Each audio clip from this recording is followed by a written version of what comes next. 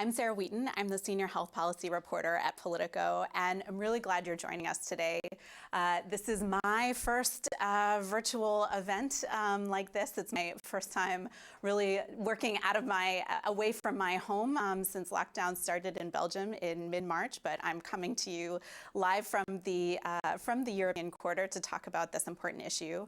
And lockdowns are starting to lift around Europe, but that doesn't mean that for many people, issues are going away. For chronic disease patients, this has been a time of added anxiety, concerns about lack of access to the regular care that they need, and fears that they may be under a greater risk of the coronavirus. And so we're really glad to have several guests here today to help us talk about managing these diseases during this time.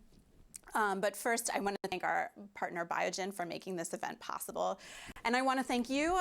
One of our panelists joked as we were getting started that this is their third virtual meeting of the day. Realize it may be the case for many of you as well. So thank you so much for joining us. And like our in-person Politico events, we want to make this as participatory as possible. And so I want to encourage you to ask questions. We're going to be using, as we have in the past, Slido. So go to slido.com and use the hashtag PoliticoHealth to ask a question. And to show you how it works, we've prepared a little poll to start. So log in now. I'll give you a few minutes. And the question that we're asking, which is really kind of a fundamental issue that we'll be asking throughout this hour-long discussion today, is what's the bigger challenge for chronic patients during the pandemic? COVID-19 or disruption of healthcare services? So again, go to slido.com, use the hashtag PoliticoHealth. That will let you log in and participate. And you can also tweet using the hashtag PoliticoHealth and @eventspolitico. And so with that, I'd like to introduce Tim Mccormick, the head of MS for Europe, Canada, and partner markets for Biogen, to give us some introductory remarks. Good afternoon and welcome. My name is Tim Mccormick, and as mentioned, I'm here today representing Biogen. For those of you who know Biogen, we're an independent biotechnology company dedicated to the discovery and development of innovative therapies for neurological and neurodegenerative diseases such as spinal muscular atrophy, Alzheimer's disease, and MS. And I've been working in the field of MS for over 19 years. I'd like to thank our panelists for joining us today and accepting to be part of this very important discussion. I would also like to thank Politico for giving us this opportunity to come together and for moderating the discussion. Since the outbreak of the pandemic, the entire healthcare infrastructure has been under extreme pressure, focusing on containing the devastating consequences of COVID-19. Unfortunately, chronic diseases do not during a pandemic. Social distancing, lockdown, and disruption in healthcare provision have hugely impacted patients with chronic diseases. Think about MS as an example, affecting over 200 million people worldwide and more than 700,000 people in Europe who are living with a neurological disease that attacks the central nervous system and can cause serious disability. Over the weekend, I attended a virtual neurological congress, and I was listening to a patient advocate, and he described MS as a thief that keeps on taking. Multiple sclerosis requires consultations with a wide variety of healthcare professionals for diagnosis, for treatment initiation, and for monitoring. And during these COVID times, it was almost impossible for these patients to visit their neurologist to receive appropriate care at the hospital, and in some cases, continue participation in various clinical trials. During my career, I've never seen a time like this.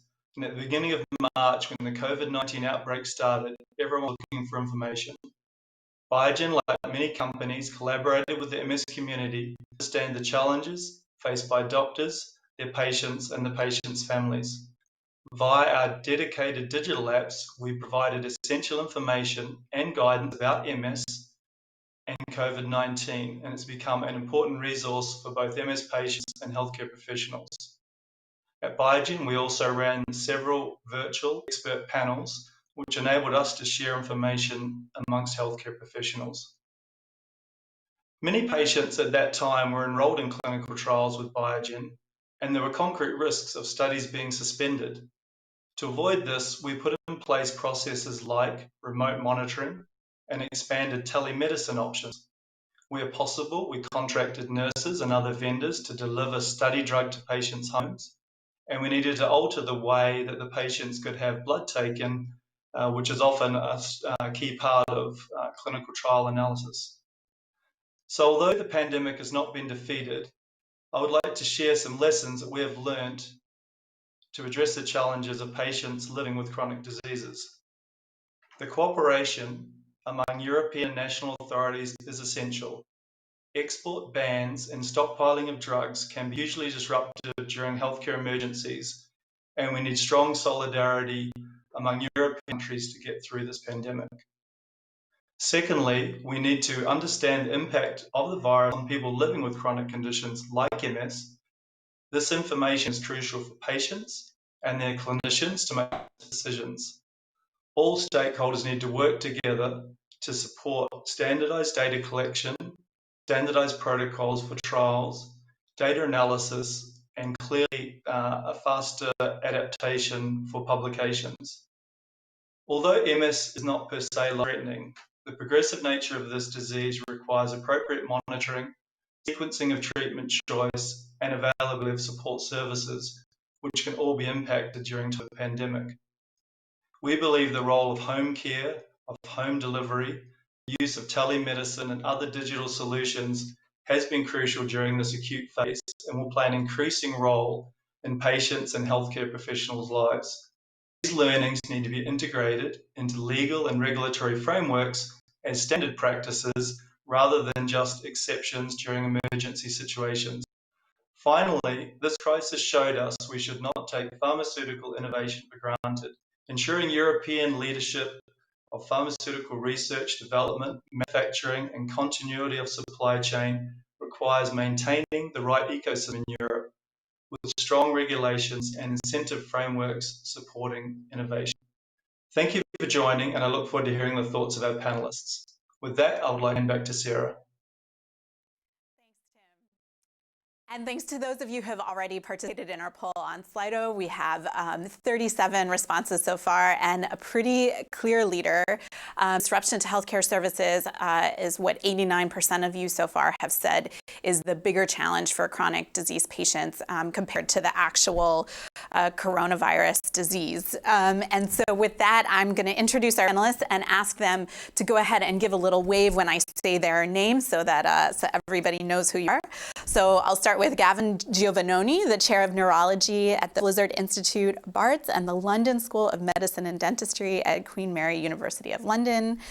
MEP Tilly Metz. She is an MEP from Luxembourg with the Greens and European Free Alliance Group. And Tilly, we want to wish you happy birthday. It was your birthday yesterday, I believe. So thank you for being here with us. Tarun Dua is the head of the Brain Health Unit at the Department of Mental Health and Substance Use at the World Health Organization. She's joining us from Geneva.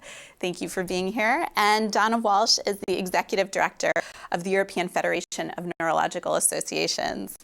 And there are two others joining us, kind of representing the audience here, and I'll be pulling them in a more explicit way a little bit later, but I'll just introduce them briefly for now. We have Paul Derev, who's the Secretary General of the European Federation of Nurses Associations, and Christoph Talheim is the Director of External Affairs for the European Multiple Sclerosis Platform. Thanks so much to you. So Tilly, I want to start with you, and I want to start with a little bit of the news. Actually, we, at this moment, I believe Commission President Ursula von der Leyen is presenting the kind of revamped 7-year budget for the European Union with the coronavirus recovery in mind. What have you heard so far, and what's your initial take? What I've heard she must be speaking at the same time right now. Indeed. So what the Parliament asked for 2,000 billions for this recovery plan after COVID-19 integrated in MFF, but I think it's going to be less. What I've heard, a maximum of 800 billion. So it's more than what Angela Merkel and Emmanuel Macron suggested, but that's about the amount which is probably not enough to tackle this post-COVID time. And on the other side, it's very important to keep on the objective that we fixed in the context of the Green Deal. And then, of course, not because I'm sitting here among you, for me it's very important what is also the lessons that we take in the health sector out of this COVID-19 crisis. So we need more competences at the European Union, and therefore we need more funds also, and a bigger competence scope for the European Union to have better coordination, cooperation among the member states. So yeah, I'm immediately afterwards I'm going to listen what Madame von der Leyen was saying about that, focused on the things that I've been saying right now. All right, well, thank you. And thank you for being here on such an important day in the Parliament. We appreciate it. And Donna, I want to go to you next. You, again, you represent a group that looks at lots of different neurological issues, and you just had your kind of general meeting for all of them over the past few days. What are some of the common themes that you're picking up about concerns related to the pandemic?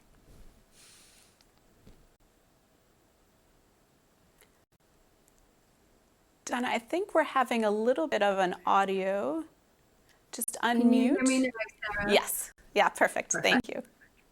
So, yeah, the main concern for our community has been around access, but not access to medicines or medicines shortages per se, which is often what we hear when we talk about access issues in the patient community. But really a lot of talk about access to services and supports. So as Tim was saying in the introduction, for a lot of people living with long-term chronic neurological conditions, they depend on access to outpatient clinics with multidisciplinary care professionals, things like rehabilitation, pain management, and so on. And these are really services that are under threat at the moment and have closed down across many of the healthcare systems in Europe. And that's a big concern for us because, as you heard, these types of conditions require ongoing management and monitoring to maintain quality of life. We need to look at side effect profiles. We need to ensure that complications are kept in check, exacerbations of symptoms are kept in check, and so on. And we heard a really interesting example, actually, from one of our neurology colleagues this weekend, who said she saw a man in her clinic in France who had had his third stroke, but that was the first time that he had actually presented to hospital because he didn't feel that he should be presenting, because the perception out there is that it's dangerous to go to hospital or we shouldn't be going because of the COVID issues. So I think that is one of the major issues. The other issue, and it's related to that, is the lack of targeted and specific information for some disease areas. So there's a lot of general information out there about COVID, but there isn't a lot of well-researched information out there for these specific communities. We're seeing a proliferation of research at the minute, but a lot of it is being carried out very quickly and very poorly. And it's finding its way into popular media, and people are bombarded with this types of poorly conducted research, and they're basing their decisions around their treatment and management of their conditions on this. So we're worried about that. One of the other topics that has come up is isolation. And you might think, well, this is the case for everybody at the moment. We've all been through the same lockdown process, and that, to a certain extent, is true. But there is a real concern now as countries start to open up and people start to go back to school and back to work, that those with underlying health conditions will be continued to advise to stay home, to cocoon, as we say in Ireland, or to shield, as they're saying in the UK. And they're wondering, when do I go back to school? When do I go back to work? What impact is this going to have on my education, on my employment, and so on? And we really need to think about the solutions we can put in place to enable equity as we emerge from lockdown across Europe. And just two other issues that came up during our conversations this week. The first was around caregivers and the burden on the caring community. because informal carers are hugely important for people with chronic conditions. With the lockdown, the services and supports that they often depended upon are now closed. So you may not have community carers coming to the homes of the patients. You may not have access to respite services. You may not have access to the social supports that you depended on. So what does that mean for the caregivers? What burden is that creating? And the final point I just want to make is around research. So there is a real concern that in some places clinical trials have stopped, and not just clinical trials, but also basic fundamental research in universities and laboratories across Europe.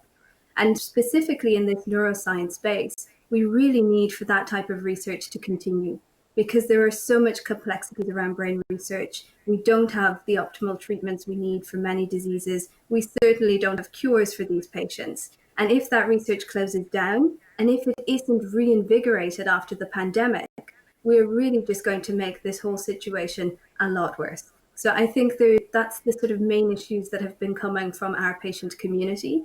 Obviously, there are a lot more for specific diseases and in specific places, but really, I think these are the issues we need to look at.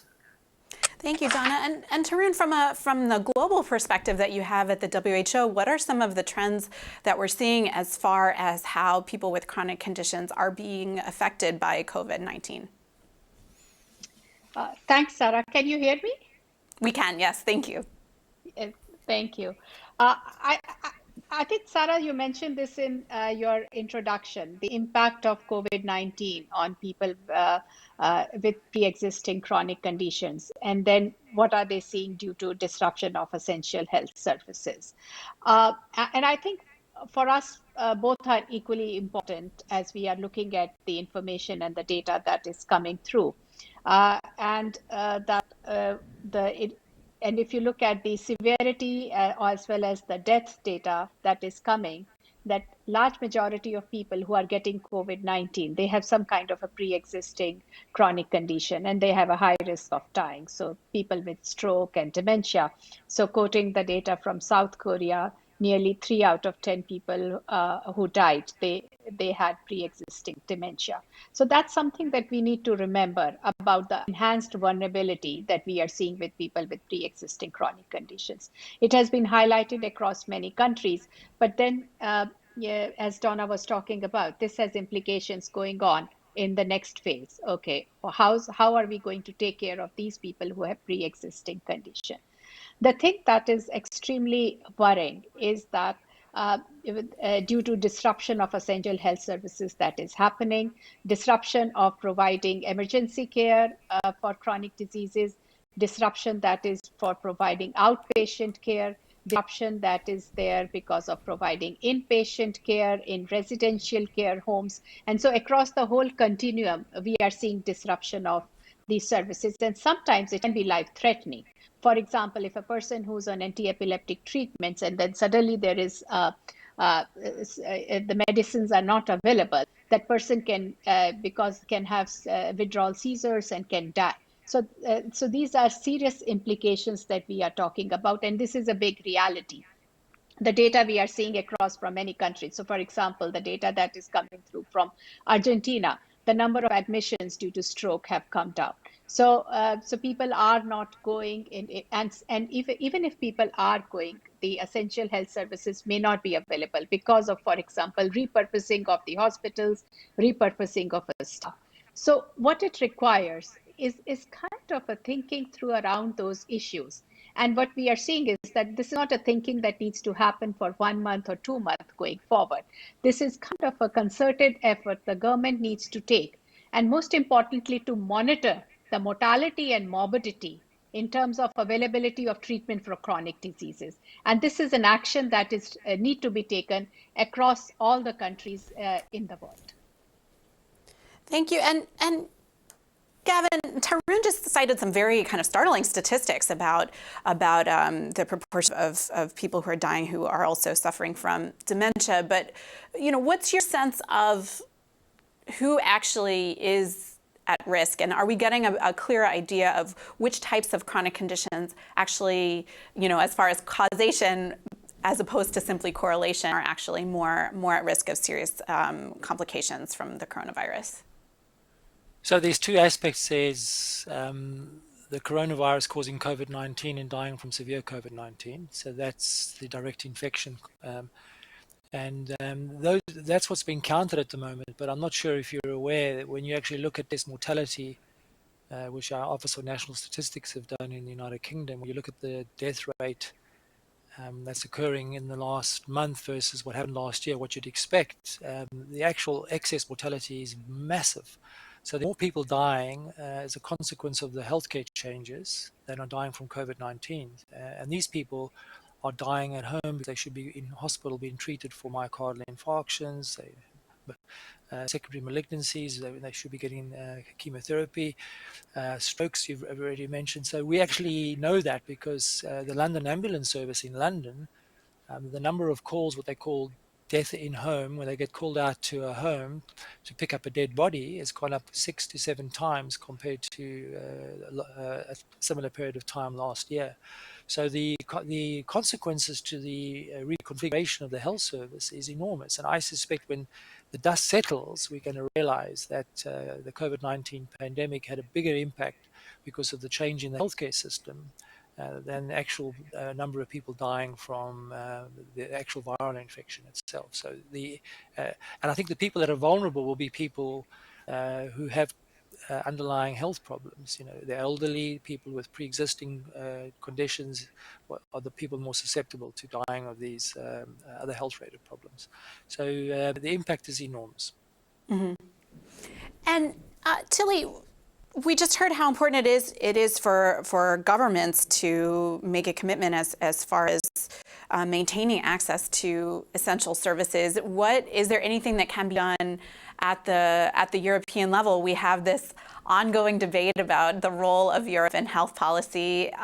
What sort of power do we have here in Brussels right now? But right now, already the European Union has an important mission in coordination and prevention. That's what the treaty foresees already right now. And this was underused, at least at the beginning. This was not used enough. So it's about coordinating, preventing. Also, what we did then was assuring that medication was enough there. We're buying together medication and medical material. Yes, but it's a lot that must be done in the future. And I hope we take the right lessons in order to be better prepared. For example, we're speaking a lot now about this cancer strategy, which is certainly a good plan to fight cancer, but we should not forget about speaking about other diseases, and Dr. Giovanni talked about it. In crisis, there are much more other people who are at risk, and we should really develop now plans what we do and be better prepared, and do that together with the doctors, together with the nurses, but also together with the associations, with the patients, to establish those plans to be better prepared in future when we have. But first of all, we have to try to avoid these pandemics, but let's be realistic. Totally, we will not avoid them. So we should be better prepared, and especially listening to the people with special needs, and chronic diseases are part of them. So in order that the information, that care services can go on working. And as Dr. said, I noticed that also in Luxembourg, being also chair in Luxembourg of the Multiple Sclerosis Association, that a lot of people were afraid of going to the hospital, even if they could, even if there were separate lanes, etc. But the information was not enough to reassure them. It's no risk if you go to the hospital. You are not going to get the COVID-19, but please, if you don't feel well, or if you feel like having a heart attack on AVC, or if you need your treatment or your controls, your regular controls, don't hesitate. So it's a lot of having the right information, reassuring the people. But I must also say that this COVID-19 crisis showed that we have problems in all the member states to be faced with these two fronts, to go on with the continuity of care for people who really need it, who have chronic diseases, for example, and then this pandemic. So our health system couldn't manage to tackle these two fronts. And it was with a high risk, and I know that the president also of the Nurse Association of the European Federation of Nurses is going to speak about it. It was, for them, they were so under pressure, and it really showed that we need to have another strategy in the future. Not that all these people, I know that a lot of the nurses even died because they were not enough protected, because they were overtired, because they were totally didn't have enough sleep, so their body were weakened, etc. So we really have to take the right lessons together with all the stakeholders in order to be better prepared in the future. And therefore also the European Union needs more competences, not only the ECDC, also the EMA, etc., and more funds. And yes. Thank you. Well, you brought up Paul, who heads the European Federation of Nurses Associations, and so let's bring him in here. You know, your members have been on the lines of, to the extent that we've had continuity of care, they've been the ones delivering it. You know, what are you hearing from them, and how do you see them going through this kind of transition from coronavirus focus to potentially a flood of people coming back to get all the backlog of care? Yeah, thank you so much. Thanks for joining. I think in 2013, we were confronted quite suddenly with the Ebola crisis, where also Ebola patients came from Africa to Europe. So we had to deal with that issue. I remember myself going to Madrid to visit the nurse who was in the hospital infected. Luckily, she didn't die. But at that stage, the Health Security Council came together in Luxembourg and asked me to write our recommendations for our experience from Ebola.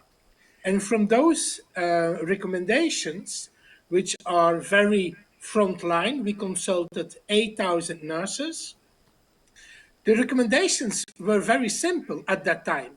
Please give us the materials we need to do our job so that we don't put ourselves into a dangerous situation and get killed ourselves. So I always compare it with the fireman going into a burning house. Is there any fireman going into a burning house without any protection? And we have to be honest, today I still see in the media that the masks are still 5 million arriving in airports, but we are going already outside of lockdown. So what material did we have in the last 3 months to protect ourselves? And the consequences are clear. Of course, as the colleague MEP said, we have been working the last 3 months, day and night. So we are now, if you like it or not, we have to prepare ourselves for the next wave. And how, if it comes or not. So, and you have to remind that the nursing profession is for 95% women. So when we leave the hospital, we are scared to infect our kids. And so it put us in very, very dangerous situation. And the last point I want to bring in, the most difficult, I am a neonatal ICU nurse. The most difficult issue was, when I had a baby who needed to die at some stage, we took him off the ventilator, we put it on the breast of the mother. And that was a process which is typical nursing care. But if you now have on a daily basis, the parents, the visitors could not come to the hospital, to the intensive care. All these people died on their own with a nurse always next to them. So what from a mental health perspective, what does that mean for our profession?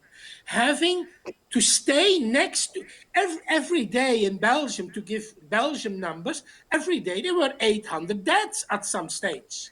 So that means that 800 people were dying on their own.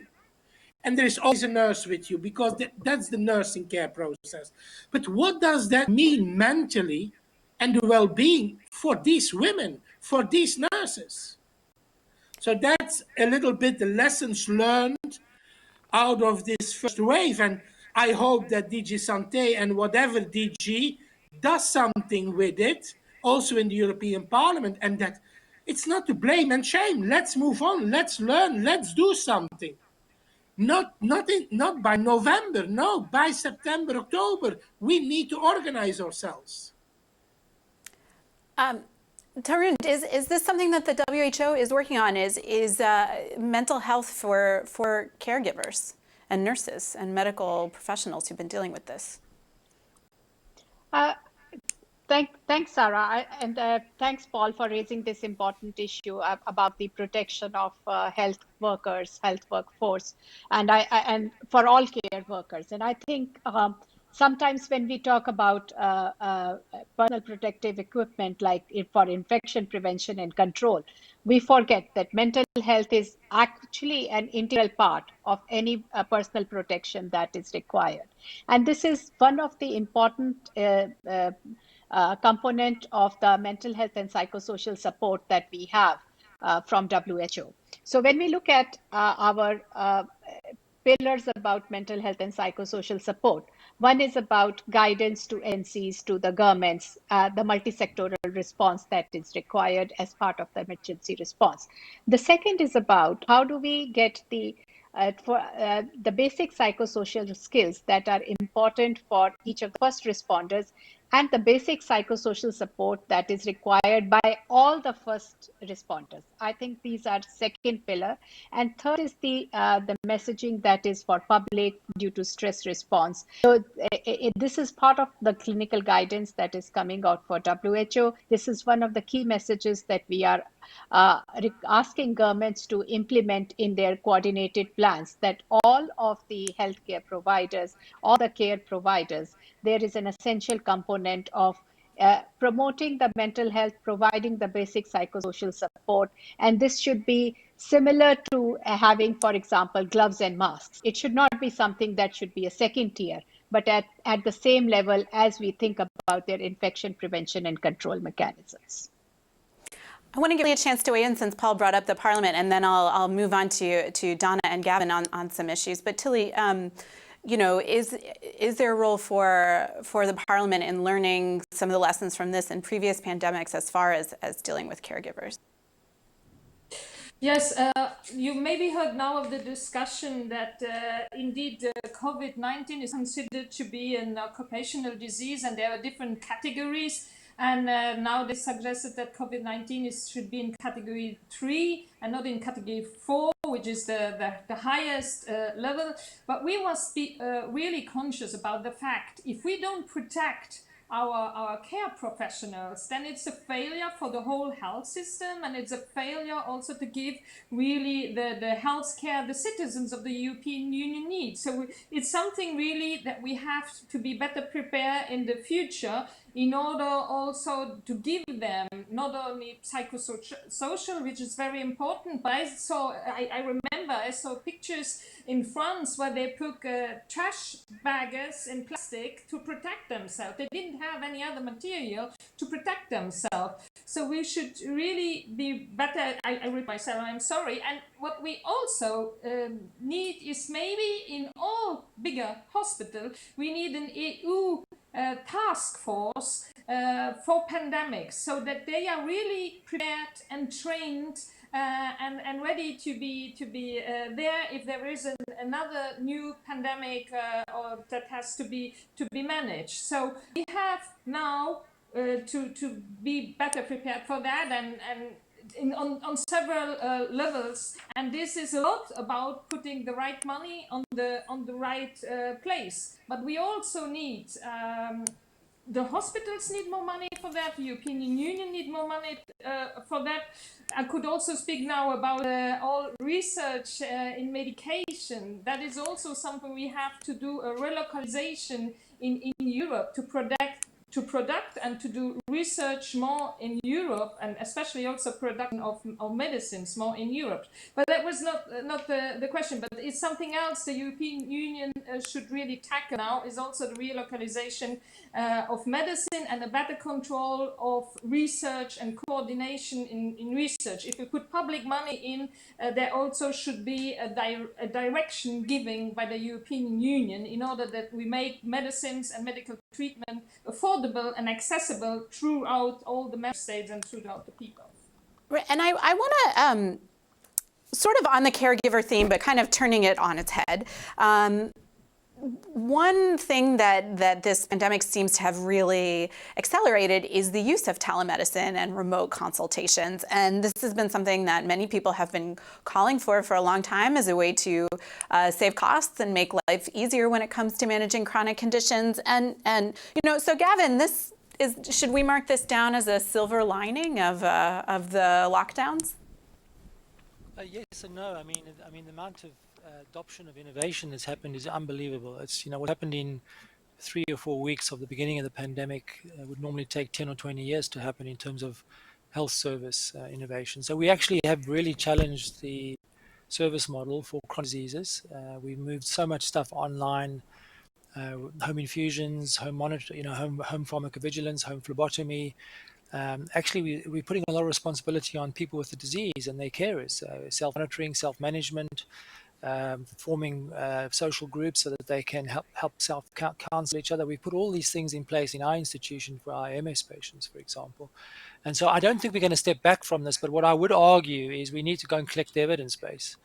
One of the things is we always assume technology is the solution to everything, but it's not always the solution to things. And a little bit, it's quite dehumanizing, telemedicine. It becomes monotonous, it becomes more the same. I don't quite find it personally very satisfying at the end of a telemedicine clinic. I just feel the things I've missed out on, I'm not doing things the way I would like to do them.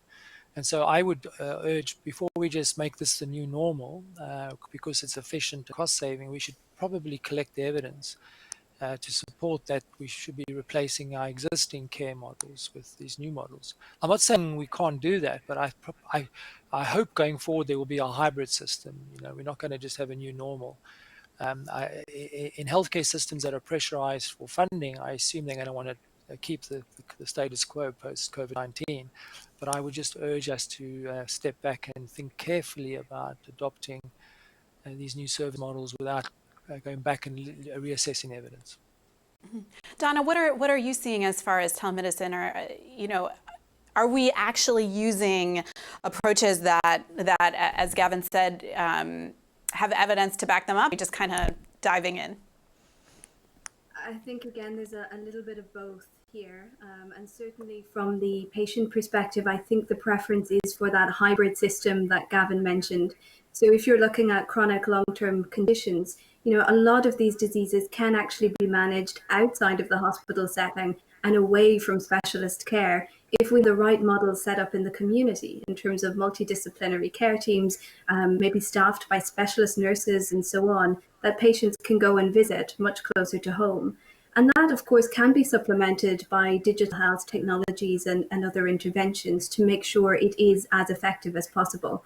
So I think that hybrid system is something that patients would like, that they can see their specialist when necessary, but that their care is also supported in the community with this sort of complementary digital intervention or digital health approach. And I think this is an important learning from the pandemic, in that the reason we had to go into lockdown in many countries was because our healthcare systems just couldn't cope with dealing with these huge numbers and increased numbers of chronic patients on the one hand, and then adding to that this group of patients who had become infected with one of these sort of infectious diseases.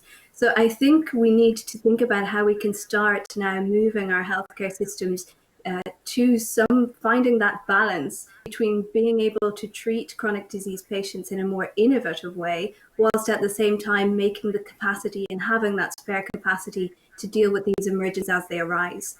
I think the other issue just with telemedicine that we need to flag up is that, the internet would think is everywhere, but in reality it's not. There are lots of rural communities, there are lots of places across the EU where connectivity just isn't there. On top of that, there are also literacy issues in terms of digital health. So can all patients use this type of technology? Can all doctors use and optimize this type of technology? So I think a lot of work has to be done in terms of looking at this almost as a pilot, and seeing what worked well, what didn't work well, what parts we want to keep, what parts we want to throw away, and how we can merge this sort of new and innovative approach. Because as Gavin has said, over the years, we've been advocating for various things and we've been told that's not possible. And yet, in the space of a couple of months, everything is possible. There's a new approach to treatment, there's new approaches to regulation, there's new approaches to reimbursement. And what we need to think about is how we can harness that for chronic diseases. Because, MS, Parkinson's, Alzheimer's disease, these were first discovered in the 1800s and 1900s. We have a new virus, and in the space of a couple of weeks, there's huge energy, enthusiasm, urgency injected into the system to try to deal with it. So what I would like to see is the same sort of urgency being used to deal with these conditions that are growing. 1 in 3 will have a neurological disorder in their lifetime, leading cause of disability in the world, second leading cause of death. And yet we still don't have cures for any of these diseases, and the treatments that exist are not optimal. So there's a lot to be learned from this. And if there are silver linings to be taken, they need to be taken forward and not just filed away for the next emergency. Thanks, Donna. And Christoph, I want to bring you in here. I liked Donna's sort of term of this as a pilot and a pilot project. And so what are MS patients' experiences with this pilot so far? Are they feeling satisfied, would you say? I think you might be muted still.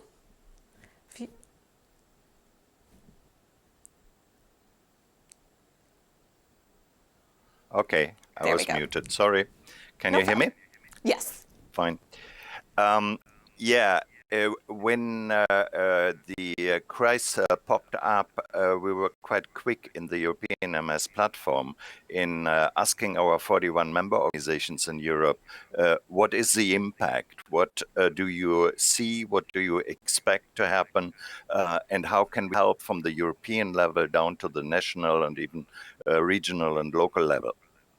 And it doesn't come as a surprise that many of our member organizations, even strong ones like the UK and others, said about 30% of our fundraising efforts are not possible any longer. All face-to-face activities, which bring a big portion of the income for projects, services, etc., being given by the MS societies to their patients, were severe, and they are still severely impacted. So that was one learning, that with this traditional fundraising types, you cannot continue in times of a pandemic. The other thing which became very clear, the provision of services had to be rethought. So as Donna said, not everywhere the internet is available.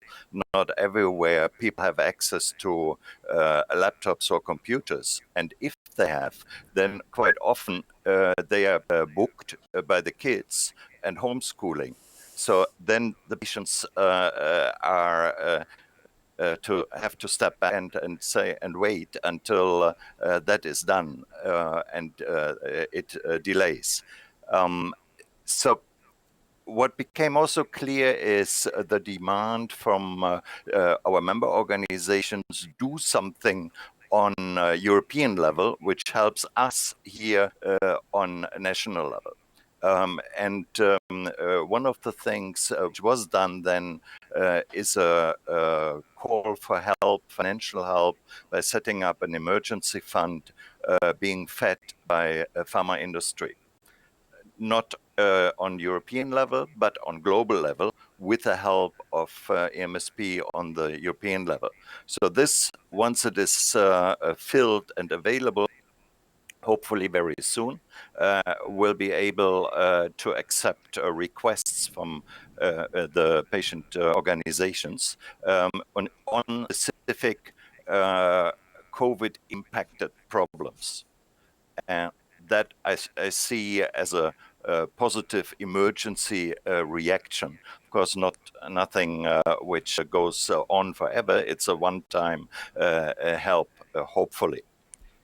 And then my last is I would like to strengthen all those speakers who expressed their hope that out of the crisis, once it is over, out of this pandemic, there will be a lot of learnings about how flexible can we be with regulations and approaches which we have seen so far as set in stone. And then suddenly in such a crisis, it works differently. Just one example, if clinical trials had a very strict set of regulations until now, and I participated in a discussion with FPR this morning, and they said, yeah, we have new guidance on clinical trials in COVID times. Well, then I do hope that those who are making this regulation available for COVID times are also considering what is useful once the pandemic is over. How can we make savings for society? How can we make the patients more comfortable in going to or being part of the clinical trials? How can we encourage them to contribute with their patient-relevant outcome data, etc., etc.? There are so many areas where we can not only learn now, but also implement the learnings for past COVID times. Thank you. I want to definitely ask some others about a special point on clinical trials. So I'm going to ask Tilly to respond to several of your points, and I'm also going to add in the most popular question so far on Slido. They want some lobbying advice. How can the EP ensure we prioritize chronic disease patients like multiple sclerosis to enable them to get the right treatment at the right time? Tilly, in your kind of opening remarks said that there had been this focus on cancer. Now many people say maybe we should have been focusing more on infectious diseases. On the other hand, there are others who say, oh no, let's not completely shift gears and focus too much on infectious diseases. So again, for these chronic disease patients, how can they make sure that they are on the agenda? But there is certainly not only me, but also other MEPs who are especially engaged, advocate that we should not neglect now that we have this cancer fight plan at the European level, that we should not neglect all the neurological, chronic diseases. And Donna Walsh said it very well, which even affects more people. But we shouldn't think in oppositions. I would rather prefer that that indeed the European Union has the possibility and the competence to make such strategic plans, and not only nice words, but also could make European standards, more harmonization, more cross-border healthcare, more strengthening the European reference network, more building up European competence centers for chronic disease, but also for rare diseases. And therefore, sorry to repeat myself, we need more human resources and more financial resources. And I think this whole COVID-19 crisis brought us back to an essential question, and this is what is really essential for us in life, to live in daily life. And I think health should not be now the victim of even more austerity. We have been going down with the personnel working for the ECDC. They have lost so many persons in the last decade.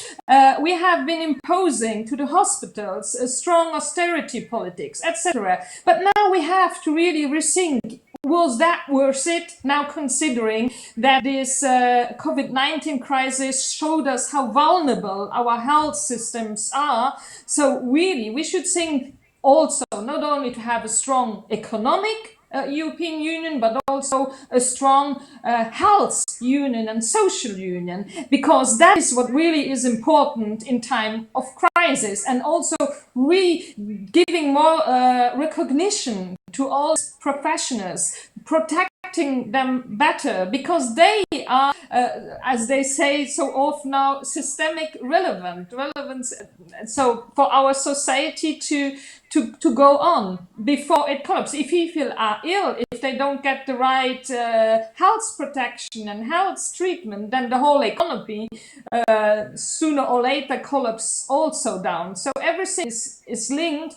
But we should really now make all the health and social criteria and put up some European Union standards, not as a nice to have, but also an obligation for the European Union. Thanks, Can Tilly. I add something? Sure. But I wanna switch gears. But yeah, please go ahead.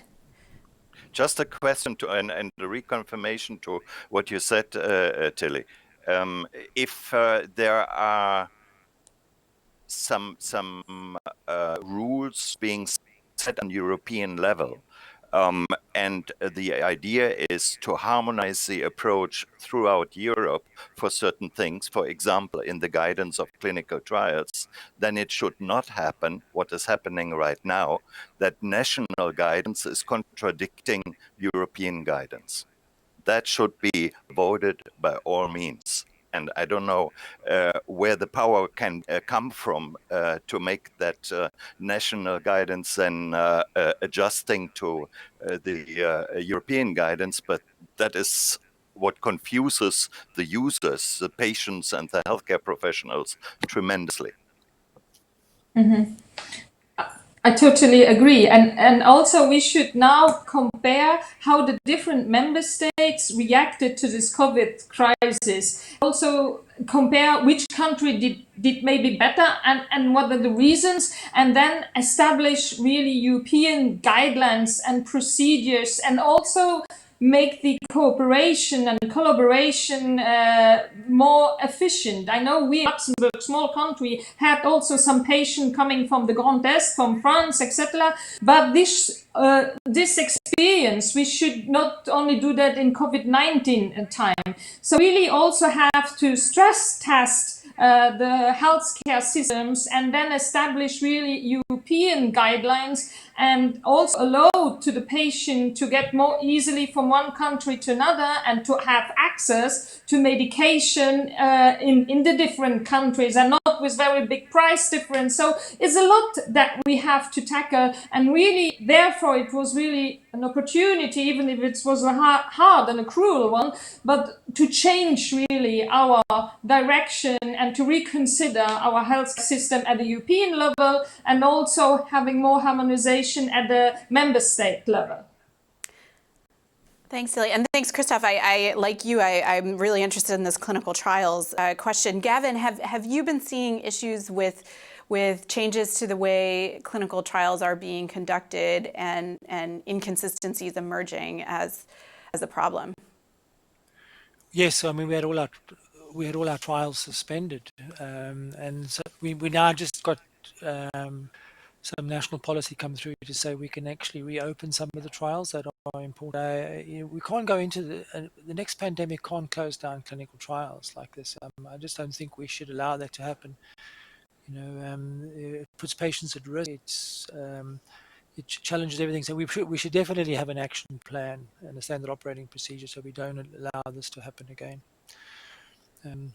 I mean, I want to make a point about the epidemic, because this is one of the focuses is chronic diseases. It depends how you look at the time span. We're looking at a peak and we're trying to flatten the peak. But if you have to take the neurodegenerative disease timeline and look at what's happening with Parkinson's, Alzheimer's, MS, we're on the uptick of a massive epidemic across Europe with these chronic diseases. So we shouldn't lose sight of that we're in another epidemic and we're not doing anything about it. So if the European Union can do anything, they should really spend more money and more time and more policy on preventive strategies. And I think the coronavirus epidemic has just shown that the biggest risk factor for dying of this disease is socioeconomic factors. It's the social determinants of health. It's been obese, it's been a smoker, it's been in the lower socioeconomic strata of society. These are powerful risk factors, and it's driven by inequality. So, if we want to make a difference to coronavirus outcome, to chronic disease outcomes, we really have to sort out inequality. And the UK is probably the worst in Europe in terms of inequality. Portugal, I think, is number two. But that has to be addressed with European, well, it has to be addressed with policy. I'm getting political now. That's got to be political. We're Politico. We want you to get political. That's fine. So there's several audience questions that are quite good. So I want to make sure that we get to them. So if I get a little bit stricter about cutting people off, that's why. Just fair warning. But Tarun, I want to go to you, and if you want to weigh in on the inequalities issue that Gavin just brought up, but also add in an audience question. What will it take to restore patient confidence that health services are open for non-COVID conditions and problems? What I would add to that is what will it take to restore their confidence? But so when should they actually be confident? Are all systems equally prepared again to handle more vulnerable patients? Thanks, Sarah. A couple of points that I would like to make. I think we are talking about a kind of a strategical shift in how we are looking at our health services in the realm of the COVID-19 reality.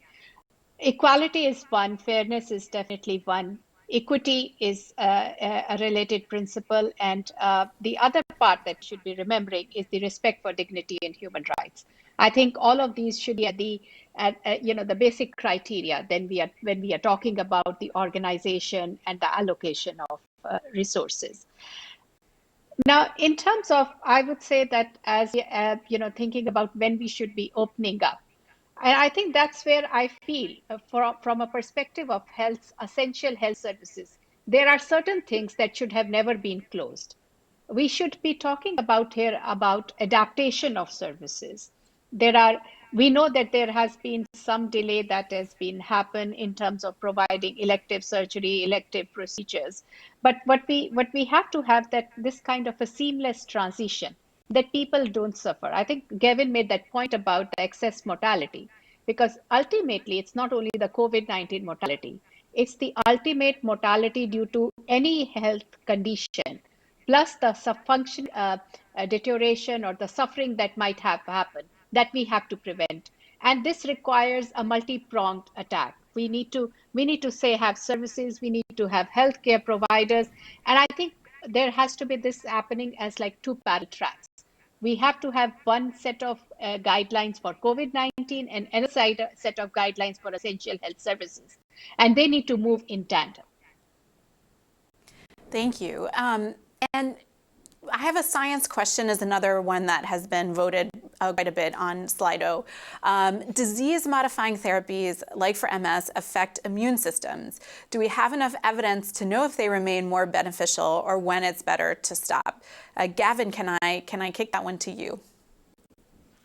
Yes, I think we didn't have any evidence in the beginning, and so the assumption was that because you were immunocompromised, immunosuppressed on some of these treatments, you were at higher risk of first getting COVID-19 and getting severe COVID-19. I think the data hasn't panned out like that.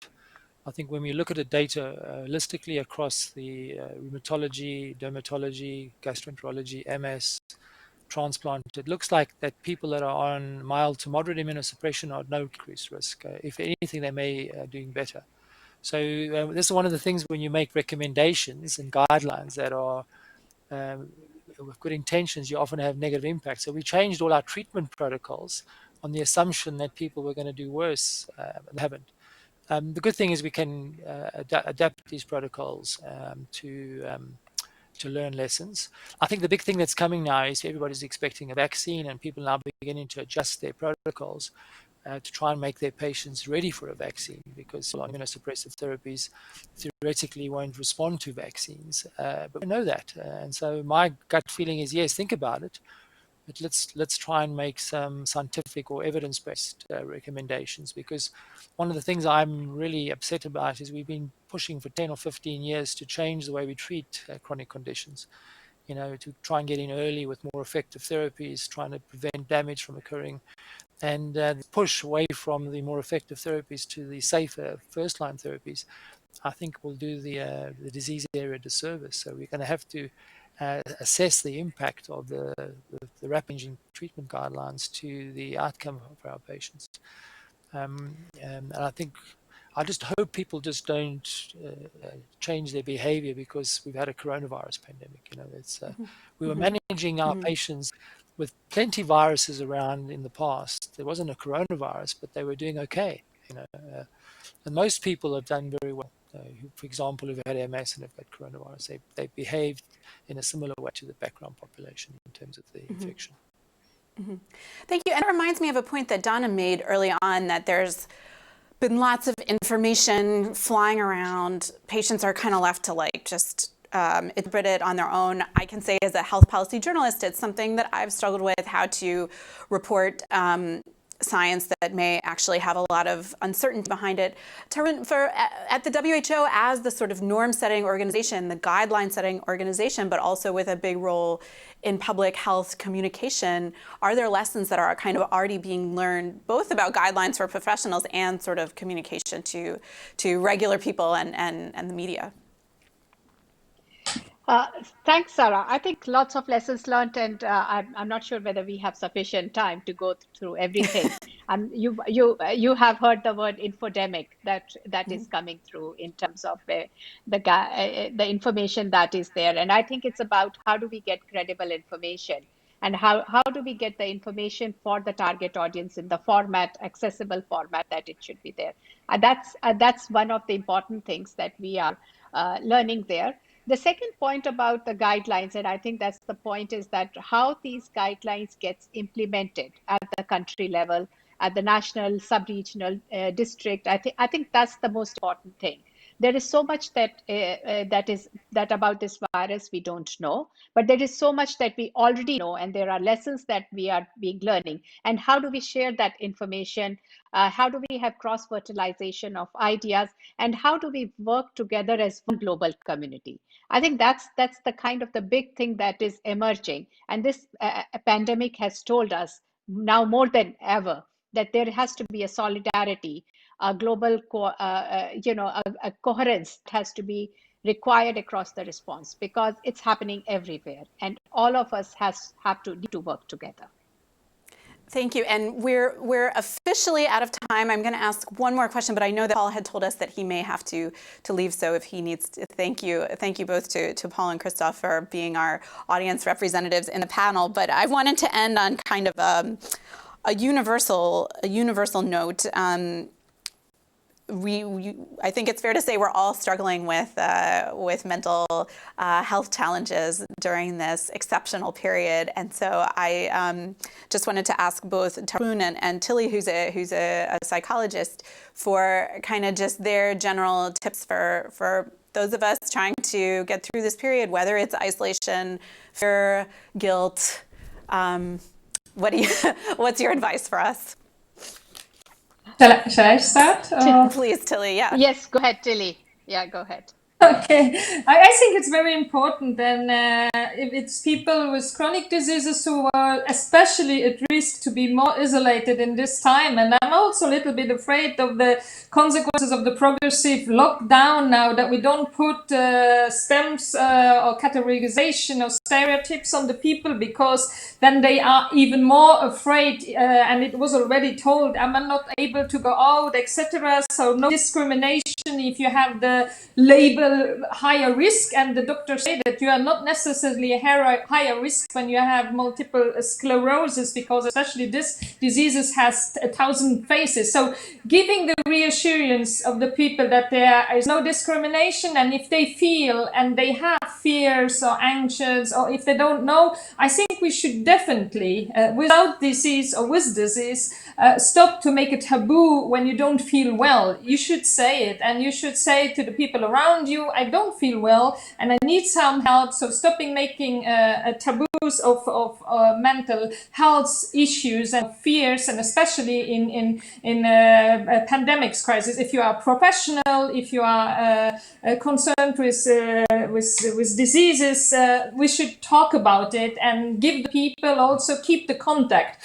We did as an association in Luxembourg, just to finish, we called regularly also our people from the date center, from the MS Date Center, just to hear how they were, just to keep the contact, that they have somebody to speak, and even if it was fine, apparently, that we have the contact to get out of this isolation, which is even more at risky and time of pandemics. That is what I wanted to say. And then the importance also of the individualized medicine is something we should indeed not forget, that it's very different from patient to patient, and from person to person, and from professional to professional, how you react in different situations. Thank you.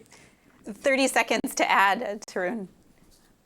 Yes, things that you can do to cope with your stress: eat well, exercise, get plenty of sleep, get some routine. And last but not least, try to be gentle with yourself. You are not alone. We are all together in this. Well, thank you for that virtual message of unity, and thanks to all of you for joining me. Just to kind of go back to some of the key points, right, with the poll that we started off with, access to basic care seems to be a bigger concern for chronic care patients than the actual disease. And as we talked about, a lot of decisions were sort of made about closing things down without a lot of information, whether it was closing down access to care, closing down clinical trials. Hopefully a lesson for next time is that we won't be so fast to make those changes.